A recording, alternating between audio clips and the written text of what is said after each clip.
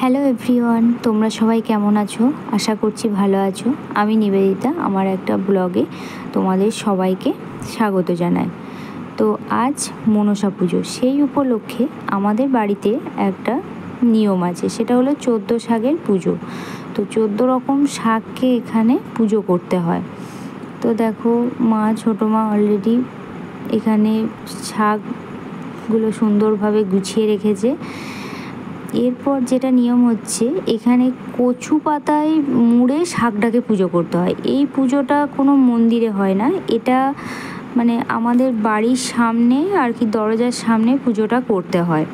এটা দেখে আসছি অনেক আগে থেকেই। তো ছোটো মা সুন্দরভাবে দেখো শাকগুলোকে কচু পাতার ভেতর ভরে দিয়ে সেটাকে বেঁধে নিয়েছে। তো একটা কচু পাতার ওপরে এই শাকগুলোকে দিয়ে সেখানে মায়েরা নিজেরাই পুজো করে, এতে কোনো আর কি পুরোহিত আসে না। তো দেখো, পুজো আরম্ভ হয়ে গেছে। আর একটা যেটা হলো, সেটা হলো এই 14 শাকটা পুজোর পর সেটা সবাই মিলে আর কি রান্না করে সবাই মিলে খেতে হয়। তো এতে কোনো তেল বা ফোড়ন ব্যবহার করা যায় না, এটা শুধুমাত্র নুন দিয়ে ভেজে খেতে হয়। যেমন অন্যান্য শাকের ক্ষেত্রে আমরা যেটা ব্যবহার করি, এই শাকের ক্ষেত্রে কিন্তু এইসব ব্যবহার করা যায় না।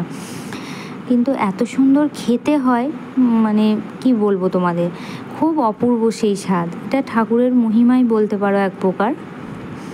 তো এটাই তোমাদের সাথে শেয়ার করলাম আজকে আমাদের 14 শাকের পুজো। তো তোমাদের কার কার বাড়িতে এরকম 14 শাকের পুজো হয় সেটা কিন্তু অবশ্যই আমাকে কমেন্ট করে জানিও। আর আমার ভিডিও যদি ভালো লাগে অবশ্যই লাইক, কমেন্ট করো, শেয়ার করে দিও। তো আজকের মতো এখানেই শেষ করছি। টাটা, আবার নেক্সট ভিডিওতে তোমাদের সাথে দেখা হবে।